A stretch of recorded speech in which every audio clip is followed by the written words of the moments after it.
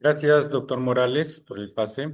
Voy a dar lectura entonces al resumen del currículum vitae del doctor Emiliano Paico Vilches, quien es médico cirujano de la Universidad Nacional de Trujillo y especialista en cirugía pediátrica, con estudios de perfeccionamiento en Italia y formación académica complementaria en investigación, docencia universitaria, medicina legal y gestión hospitalaria. Ha sido jefe del Servicio de Cirugía Pediátrica y del Servicio de Especialidades Quirúrgica del Hospital Belén de Trujillo, así como profesor y tutor de residentes en la Facultad de Medicina de la Universidad Privada Antenor Orrego. Posee una amplia producción científica con publicaciones en revistas nacionales y extranjeras relacionados con la historia de la medicina peruana prehispánica.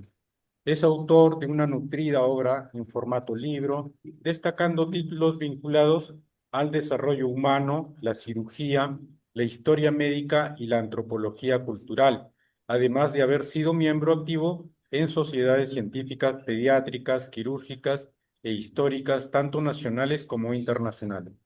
En esta sesión, el doctor Emiliano Paico presentará el tema Enfermedades genitourinarias en el Perú prehispánico.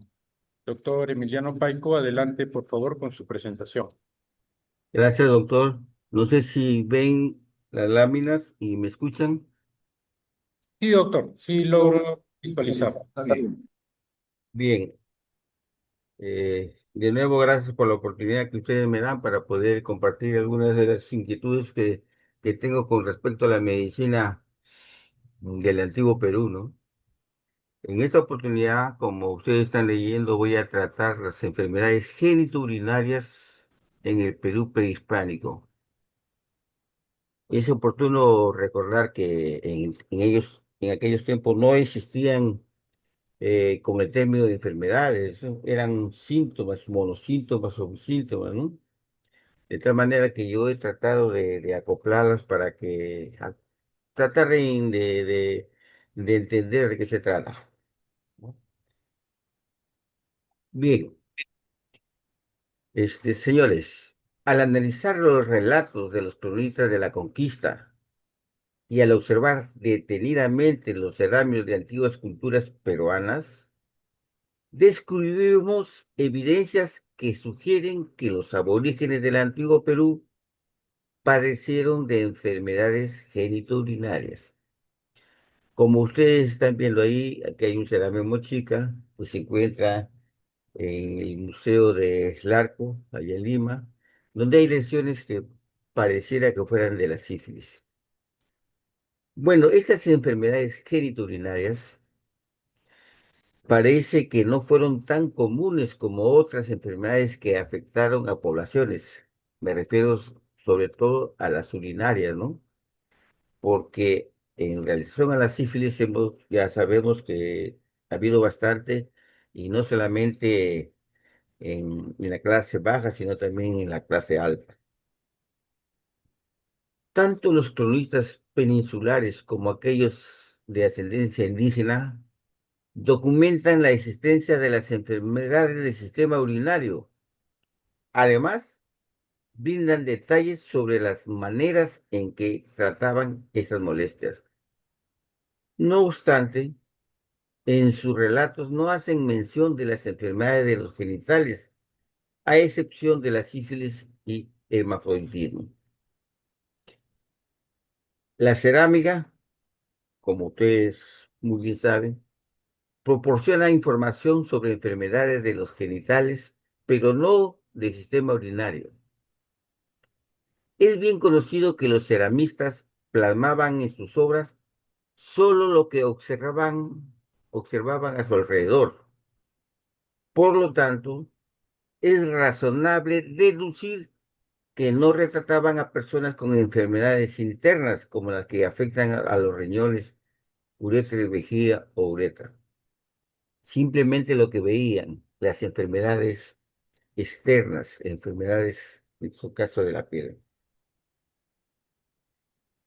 Los cronistas de la conquista que han tratado el tema de las enfermedades genitourinarias coinciden en que estos males no eran comunes en los aborígenes. La gran mayoría de ellos opinan que la baja incidencia de las enfermedades del sistema urinario se atribuía al consumo habitual de bebidas diuréticas, como la chicha de maíz, que era una bebida muy común. En este retrato que se encuentra en el Museo Bruni de Lambayeque, vemos a una pareja de esposos que están preparando chicha. Antonio de la Calancha, cornista español, sostiene que la poca incidencia de esos males se debía a la complexión fisiológica de los indígenas. Para respaldar su afirmación, señala que algunos negros como y españoles que bebían chicha no experimentaban los mismos efectos que los nativos. El cronista dice textualmente, algunos negros o españoles beben chicha y no conocen estos privilegios. Se debe atribuir a la complexión y no a la bebida. Esa es la opinión de Antonio de la Calancha. El maíz desempeñaba un rol fundamental en la vida de los aborígenes peruanos, utilizándose no solo en su alimentación y en ceremonias o ritos religiosos, sino que, según algunos cronistas, también servía para tratar enfermedades del tracto urinario. En esta vista vemos al dios Ayapayé, el dios de los mochicas, y que sostiene pues a una mazorca de maíz, y parece ser que, como vamos a ver después, tenía bastantes efectos, sobre todo médicos, el maíz. Entre las enfermedades de las vías urinarias tenemos pues a muchas enfermedades y muchas plantas se utilizaban, ¿no? En relación a infecciones del sistema urinario, para tratarlas, Bernabé Cobo menciona el uso de infusiones de hojas de oca y de anchuma, las cuales quitan el incendio y ardor demasiado de orina, es decir, quitaban la enfermedad. Y no solamente las hojas, como ven acá, un fruto, servían para la alimentación, sino que las hojas servían para tratar las infecciones de las vías urinarias. Además, Cobo hace referencia a la infusión de hojas de ñuña, que limpia las llagas y materia de los riñones y vejiga. También menciona la infusión de pinco pico, que detiene la sangre que sale por la orina. Es decir, nos da a entender que trataban la pielonefrosis, etcétera, ¿no? Para el tratamiento de la fiebre, empleaban diversos vegetales. Garcilaso de la Vega hace referencia a la infusión de paico. Aquí estamos viendo a una planta paico, que es un arbusto muy pequeño, que mide no más de 40 centímetros de alto. Hace referencia a la infusión de paico, entre otras propiedades, es eficaz contra la fiebre, hecho que se corroboró con el Inca Atahualpa, quien padeció de fiebre alta mientras estaba prisionero en Cajamarca.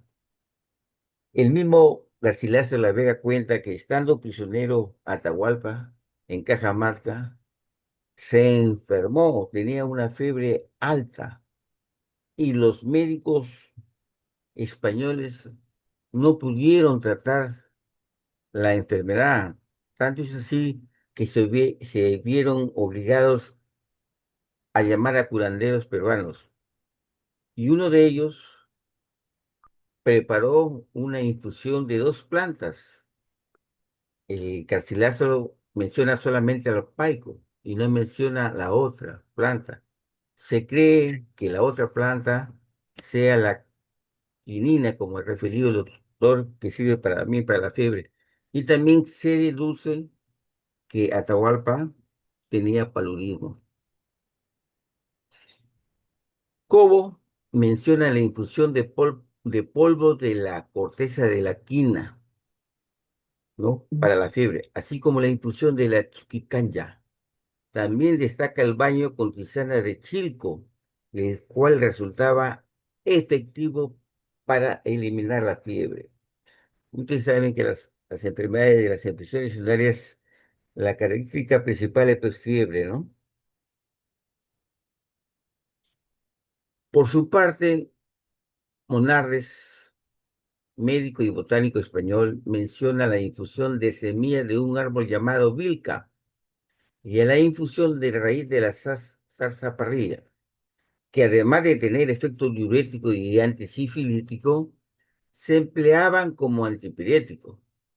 En fin, existen muchas plantas que tienen efectos antipiréticos como el cuchuchuchu, el lucus y la escobilla del Perú.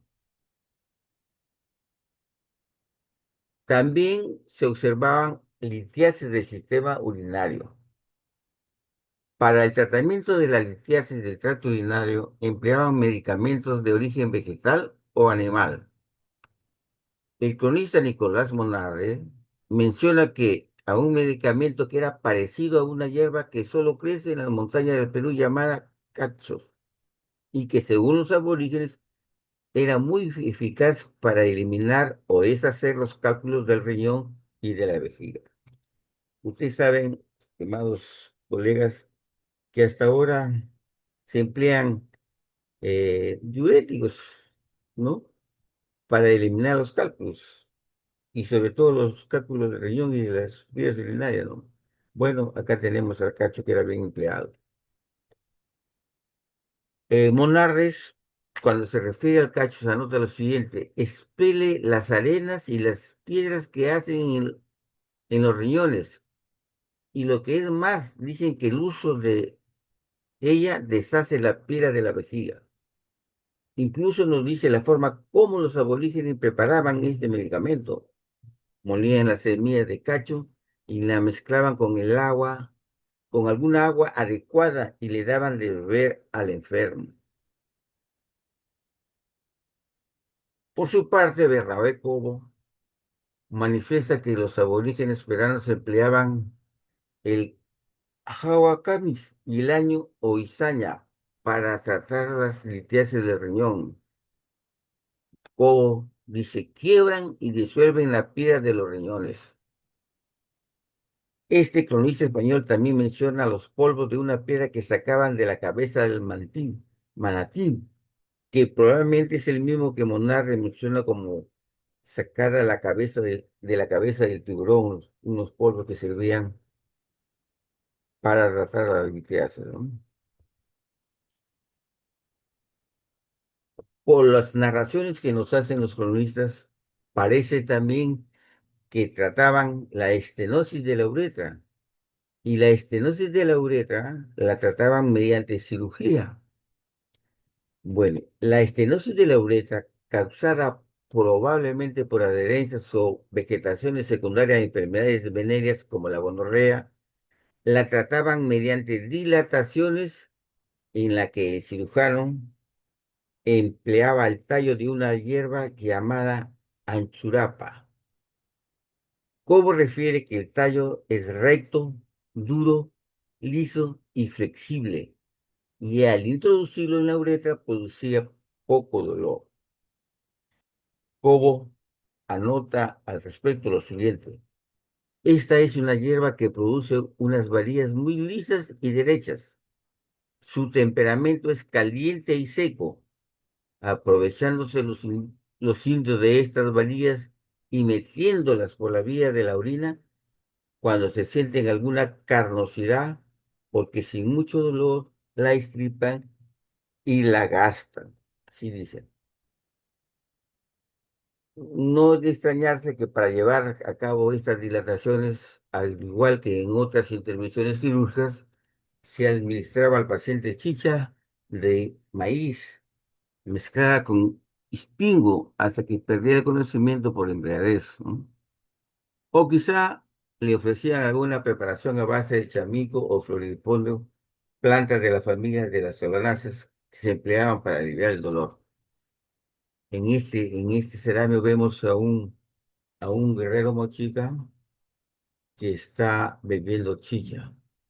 La chicha, como les dije, no solamente era un alimento, ¿no? La utilizaban mucho para ofrecer a los dioses, ¿no? A las conapas. Los diuréticos. En el antiguo Perú existía una amplia variedad de vegetales con propiedades diuréticas, las cuales eran empleadas para tratar las enfermedades del tracto urinario. Por ejemplo, Cobo menciona al coro o raíz de tabaco silvestre, a la tulma, a las raíces de la manaca, al itapayo y al maíz, entre otros muchos vegetales. Monarres, por su parte, resiste a la satarparría, cola de caballo, actualmente bien, bien consumida en el norte y en Lima, creo. Barba de choclo, cachos y maíz con eficaces propiedades diuréticas. Otros conitas mencionan a una infinidad de plantas. Algunos de estos vegetales aún existen y son empleados en el mismo propósito por algunos habitantes de nuestro Perú. Ahí está el fruto de la zarzaparrilla. Y ahora, hablando ya de las enfermedades de los genitales, miremos a la sífilis. Este cerámico, hermoso cerámico, que se encuentra en el Museo Larco, este individuo presenta lesiones compatibles con la sífilis, ¿no? Entonces, pues estos huacos, y además ya se sabe, se ha estudiado, se han encontrado en momias evidencias de que en el antiguo Perú ha existido esa enfermedad, ¿no? A la luz de los hallados de restos óseos de antiguas civilizaciones peruanas que presentan lesiones patognomónicas de esta trepaneumatosis, así como de las evidencias que muestran los espléndidos cerámicos mochica en los que están representados varones con lesiones típicas de sífilis.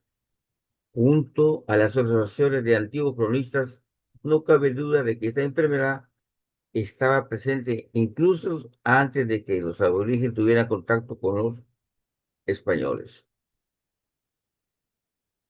La cerámica mochica, este otro cerámico está en Magdalena, ¿no? En el Museo de Historia de Medicina. La cerámica mochica presenta piezas que representan individuos con lesiones de sífilis secundaria. El hecho que están desnudos, mostrando los genitales, sugiere la manera que podría haberse producido el contagio. Las lesiones sifilíticas identificadas en cráneos incaicos por Julio César Tello confirman la presencia de las sífilis en el antiguo Perú. Asimismo, otros entierros precolombinos estudiados por Bici y Verano también han revelado lesiones de la sífilis en cráneos.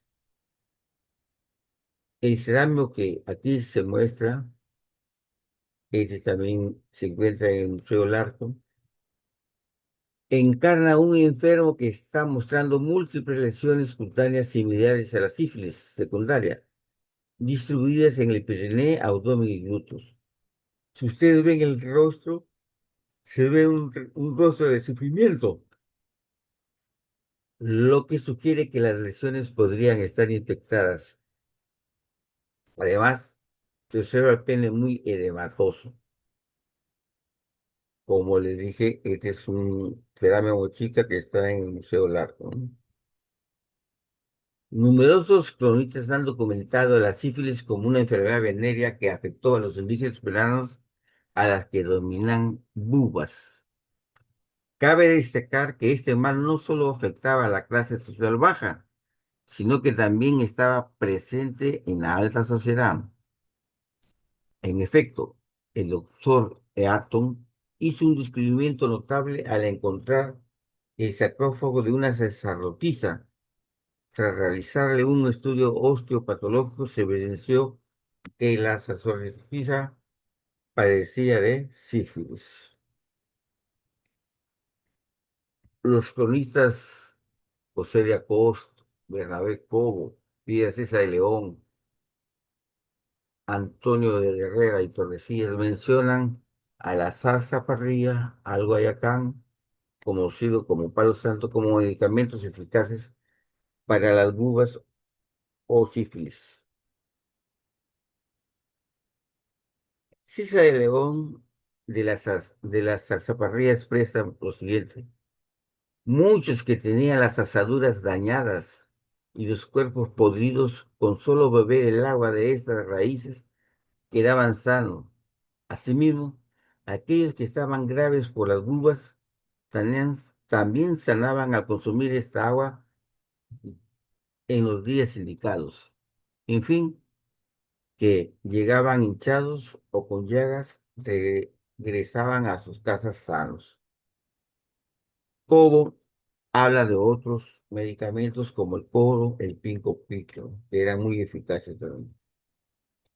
Hablando de hermafroditismo, la existencia de hermafroditas entre los aborígenes del antiguo Perú es documentada por el cronista peruano Juan Santa Cruz Pachacuti, así como la cerámica de la cultura mochica, como que vemos aquí, y la Perú. En este cerámico vemos que este individuo mochica coge con la mano izquierda el pene y con la derecha está que se lo amputa. Y producto de esta amputación vemos que todo el periné está manchado. Y estamos viendo también ahí la vulva, ¿no? El hermafroditismo es una malformación congénita que se presenta de manera excepcional. Se caracteriza por la coexistencia de órganos sexuales femeninos y masculinos en un mismo individuo y surge debido a un trastorno en el desarrollo sexual. El cerámico aquí le muestro, como ya les dije, está que se secciona el miembro viril, ¿no? Aún cuando un hermafrodita puede tener ovarios y testículos, no es capaz de reproducir óvulos y espermatozoides a la vez, pues algunos de los sistemas sexuales se desarrollan de manera deficiente. Por esta razón, actualmente los especialistas han optado por reemplazar el término de hermafroditismo por intersexualidad, ya que en realidad la persona afectada no cuenta con genitales de ambos sexos, sino apenas rasgos o un desarrollo desigual, lo que implica que uno de estos no cumple con su función correctamente. No es que tenga todo, pues, ¿no? También hay el pseudohermafroditismo, que es una afección de la morfología de los genitales externos, que sugieren un sexo opuesto al determinado por el mapa cromosómico. Puede ser pseudohermafroditismo femenino. En este caso, los genitales externos presentan características masculinas, a pesar que la persona posee ovarios. En cambio, el pseudohermafroditismo masculinos, aquí los genitales externos aparentan ser femeninos, pero la persona tiene testículos que no han descendido. Cuando yo hice mi residencia he tenido la oportunidad de ver por lo menos unos 10 casos de eso, ¿no? Obviamente era un hospital de referencia donde llegaban casos. El doctor Cavieses, muy estudioso de la medicina antigua, refiere que al igual que en otras religiones primitivas, la figura del dios hermafrodita también estuvo presente en el antiguo Perú. Describe la existencia de pequeños ídolos de bronce hallados en tumbas incaicas que representan ambos sexos. Además, menciona una antigua leyenda de la Sierra Central recopilada por el padre Francisco de Dávila en el siglo XVI, quien relata la historia de Champiñauqui, esposa de un mago o un medicamento, o un médico, perdón, que siempre daba luz a niños con hermafroditas. Aquí vemos un cerámico de la cultura virú, con aparentes rasgos ambiguos, genitales ambiguos que sugieren pues un hermafroditismo. Por su parte, Juan de la Cruz Pachacute, cronista, como les dije, de sangre india, cuenta que durante la celebración del cumpleaños del príncipe Amaro Tupa Inca, hijo de Pachacute, los curacas y mitimaes de Carabaya le ofrecieron como regalo un extraordinario animal de plumaje multicolor llamado Chucky Chinchay, quien era conocido el guardián sagrado de los hermafroditos. También se ha identificado cerámeos con tumores en los testículos. El cerámeo mochica que aquí se muestra representa un hombre que se ha estripado el testículo izquierdo y que acá lo sostiene con esta mano. Con la otra mano está que hace mostaza. Probablemente la extirpación ha sido por presentar un tumor en el testículo. Otra vez, otra vez se ha extirpado todo el testículo, no solamente el tumor, ¿no? También este hermoso cerámico está en el Museo Largo, ¿no?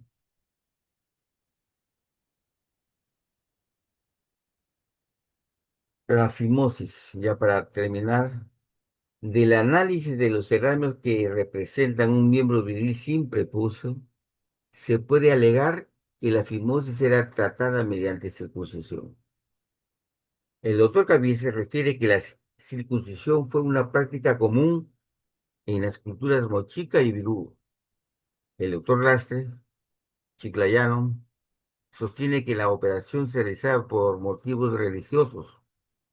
Por su parte, el alcaloide trujillano dice que los mochicas sí realizaban la circuncisión, pero no asevera si era realizada con frecuencia o si los motivos que condujeron a los cirujanos a realizarla fue por razones de higiene o por terapéutica. Eso es todo, estimados colegas, maestros. Si tuviesen alguna pregunta, Muchas gracias, doctor Emiliano Paikovich, profesor de la UPAU, Universidad Privada Antenor Orrego de Trujillo. Muchas gracias. Muy bonita conferencia.